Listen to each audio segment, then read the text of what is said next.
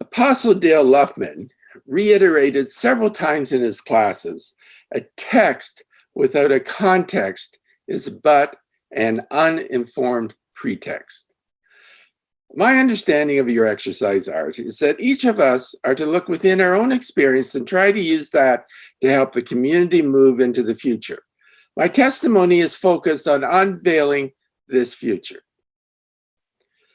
The context is that we have congregations closing, youth in enemy, yet in contrast, we are assembling multiple testimonies of how meaningful it is to be a member of this community. So how do we understand ourselves? The human condition is that we culturally evolve, designing our own environments, cultural, intellectual, and physical.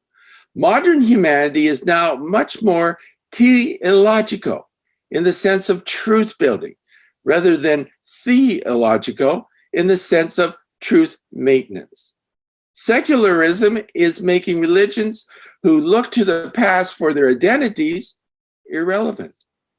When we get into situations such as the present, it is because we fail to understand our context.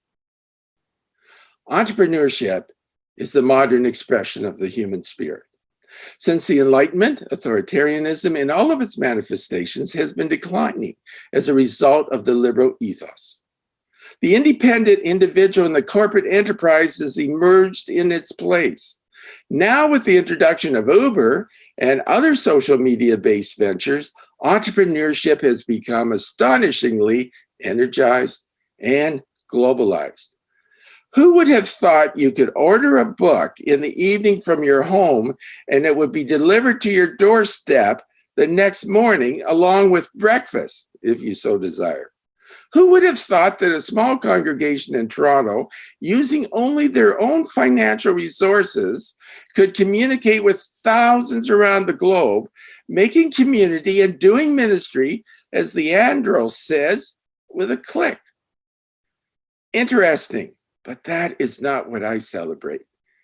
In their lecture series, the lecture that gets the greatest number of hits is the one outlining the true context of where Scripture comes from, and by implication, why its interpretation should not be a test of fellowship, and why it's quite okay to add canons.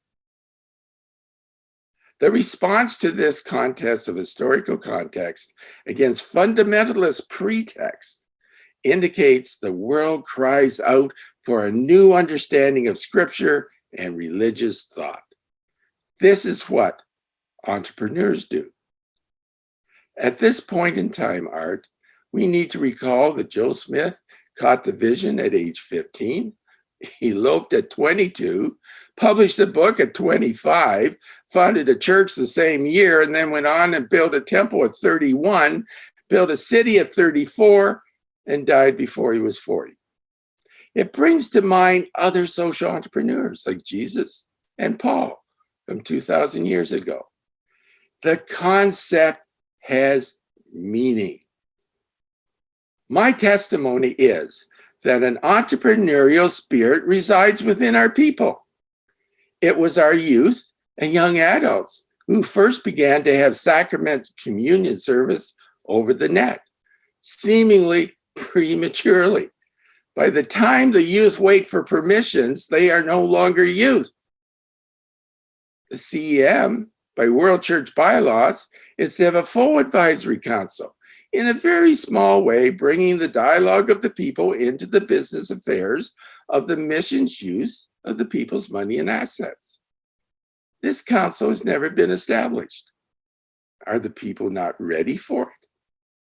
For too long, the real controversial but interesting dialogues of our community have occurred outside of the people's reach in the John Whitmer Historical Association, in our seminary, and in small groups of elites. It seems that the people are considered not ready for these dialogues. My testimony is that I know our people. We have shown that we can dialogue towards consensus with civility and purpose. A prophetic people requires dialogue forums. and elected councils that set priorities for themselves. And so what is my testimony? I know our people. I've studied them for years. I've been with them through all the experiences of life and community, both good and bad. My testimony is I believe in their testimonies. It is now time to let the people determine what it means to be a prophetic people.